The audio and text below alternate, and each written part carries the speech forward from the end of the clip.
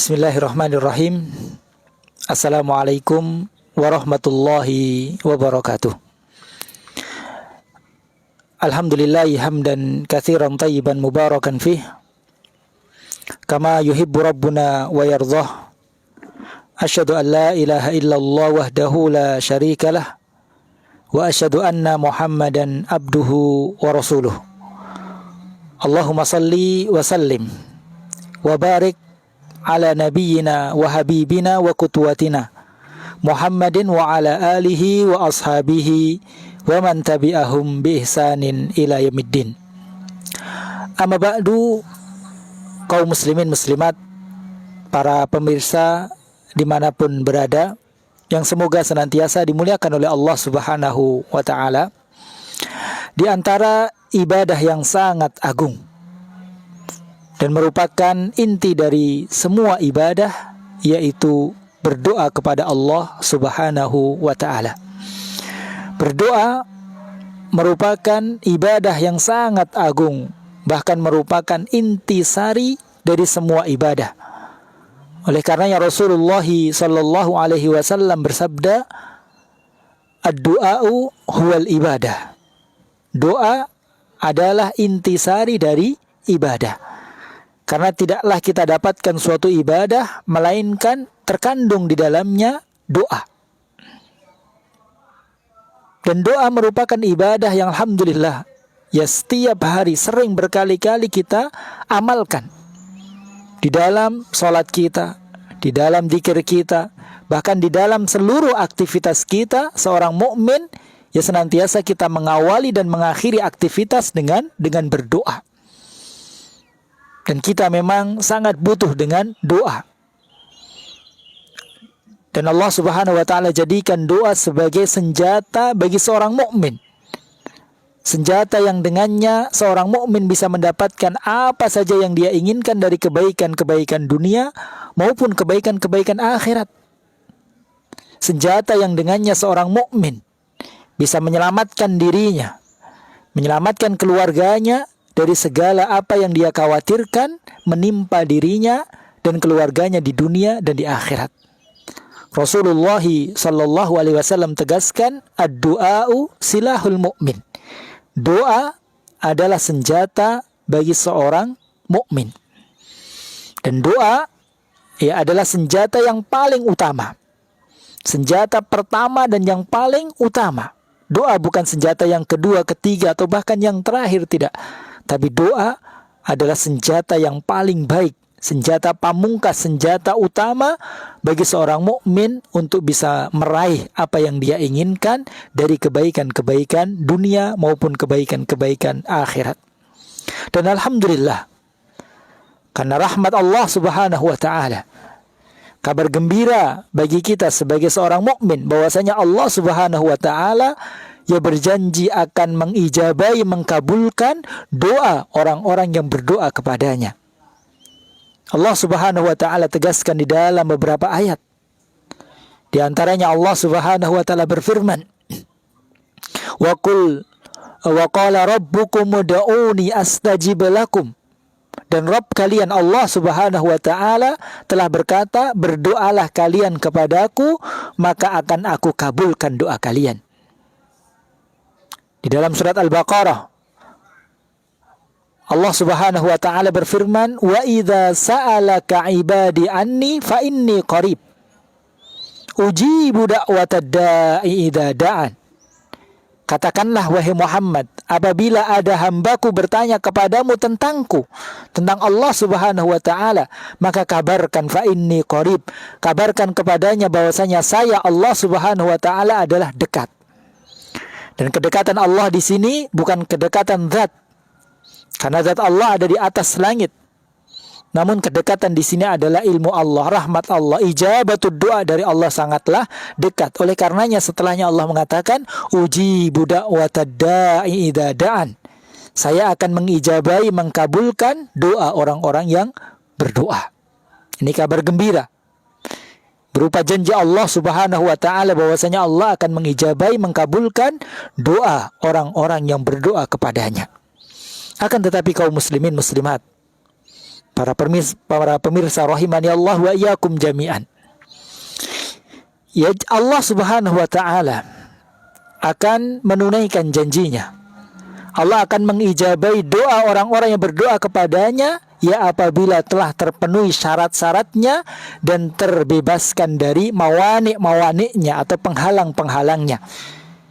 Apabila sebuah doa dipanjatkan kepada Allah dengan memenuhi syarat-syarat diterimanya doa dan menjauhi seluruh penghalang-penghalang terkabulkannya doa, maka doa tersebut ya akan dikabulkan oleh Allah Subhanahu wa taala. Oleh karena itu, ya sedikit kita sampaikan ya tentang penghalang-penghalang terkabulkannya doa. Sehingga kita bisa menjauhi penghalang-penghalang tersebut, sehingga doa yang kita panjatkan adalah doa yang berkualitas, doa yang nantinya akan dikabulkan oleh Allah Subhanahu wa taala. Di antara penghalang yang dapat menghalangi terkabulkannya doa yang pertama, rahimani Allah wa iyyakum jami'an, yaitu ya dia berdoa akan tetapi tidak menghadirkan hati. Dia berdoa hanya di dalam lisannya saja. Ya hatinya tidak hadir, hatinya tidak khusyuk. Maka ini merupakan penghalang terkabulkannya doa. Sebagaimana hadis riwayat Imam Tirmidzi, Rasulullah sallallahu alaihi wasallam bersabda, "Ud'ullaha wa antum muqinuna bil ijabah. Wa'lamu anna Allah la yastajibu du'aan min qalbin ghafilin lahin." Berdoalah kalian kepada Allah ya dengan penuh keyakinan. Dan ketahuilah bahwasannya Allah tidak akan mengijabai doa dari hati yang lalai. Allah tidak akan mengijabai doa dari hati yang lalai.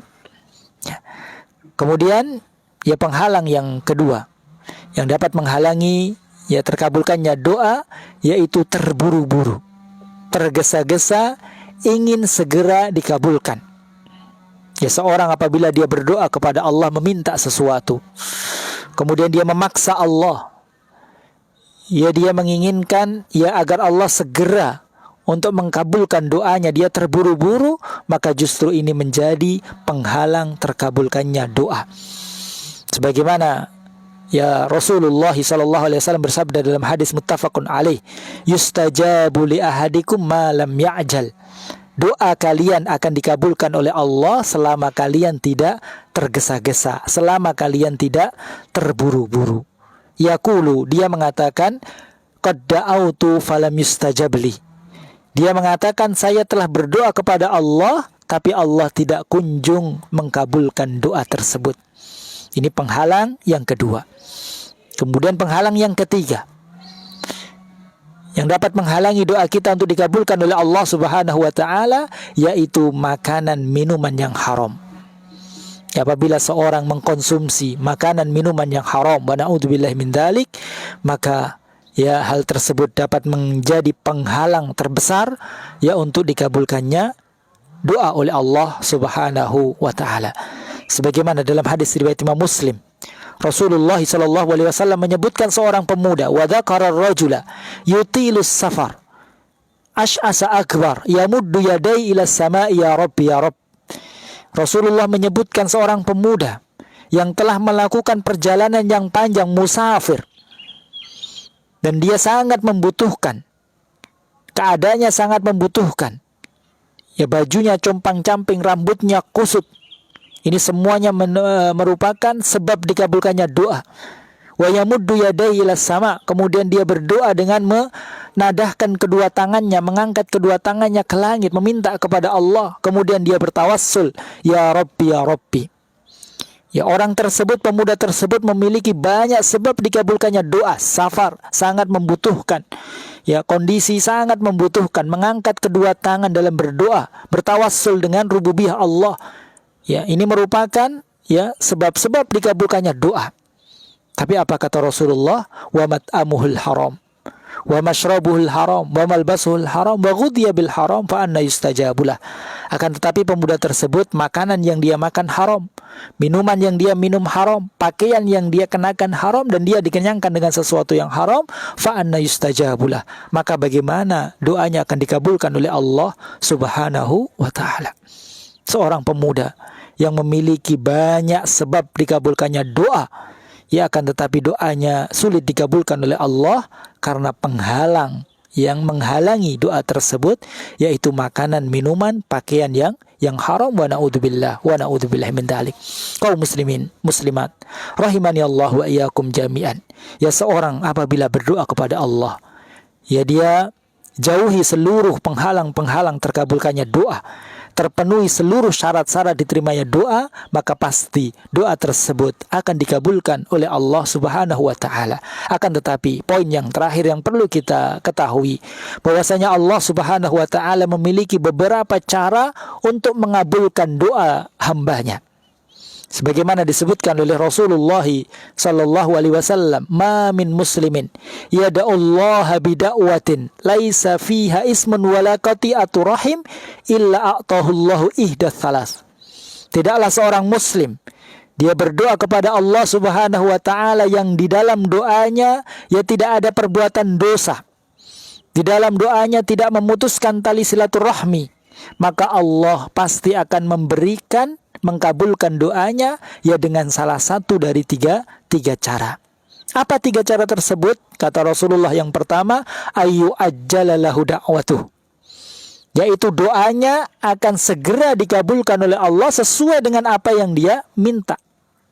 Dia minta apa? Dia berdoa minta apa? Maka Allah langsung mengabulkan sesuai dengan apa yang dia minta. Kemudian yang kedua, cara yang kedua, wa ayyadakhiraha lahu fil akhirah. Allah akan menyimpan doa tersebut dan akan memberikannya nanti di akhirat. Dia berdoa meminta kepada Allah, tapi Allah kabulkan, tidak memberikannya di dunia, tapi nanti Allah akan berikan di akhirat. Dan tentunya kebaikan-kebaikan akhirat jauh lebih kita utamakan, jauh lebih baik, jauh lebih kita butuhkan daripada kebaikan-kebaikan dunia. Kemudian yang ketiga, cara yang ketiga Allah mengkabulkan doa seorang hamba, wa ayyasrifa anha an su'in misliha, yaitu Allah Subhanahu wa taala akan menyelamatkan dia, akan menghindarkan dia dari kejelekan yang semisalnya. Allah akan mengganti doanya dengan yang lebih baik. Seorang hamba dia meminta kepada Allah sesuatu, tapi Allah tidak berikan sesuatu tersebut sesuai dengan apa yang dia minta, karena mungkin Allah lebih tahu apa yang lebih baik bagi hamba tersebut, maka Allah kabulkan dengan menggantinya dengan yang lebih baik. Allah mengkabulkannya dengan memberikan yang lebih baik daripada apa yang dia minta. Dan Allah Subhanahu wa taala Rabb yang maha lebih tahu daripada kita. Ini ya tiga cara di mana Allah Subhanahu wa taala ia akan mengkabulkan doa hambanya. Setelah mendengar hadis tersebut, maka para sahabat mengatakan, "Ya Rasulullah, idzan nuksir."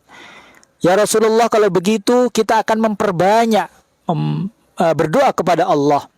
Ya, kita akan lebih banyak lagi berdoa kepada Allah. Maka Rasulullah mengatakan, Allahu Aktsar. Maka Allah akan lebih banyak memberikan kepada kalian. Semakin banyak kalian berdoa kepada Allah, semakin banyak kalian meminta kepada Allah, maka akan semakin banyak Allah memberikan ya kebaikan untuk kalian. Entah itu kebaikan langsung di dunia maupun kebaikan nanti di akhirat. Kaum muslimin muslimat rahimani Allah wa iyyakum jami'an. Ya, semoga yang sedikit ini bermanfaat bagi kita semuanya. Subhanakallahumma bihamdika asyhadu an la ilaha illa anta astaghfiruka wa atubu ilaik. Wassalamualaikum warahmatullahi wabarakatuh.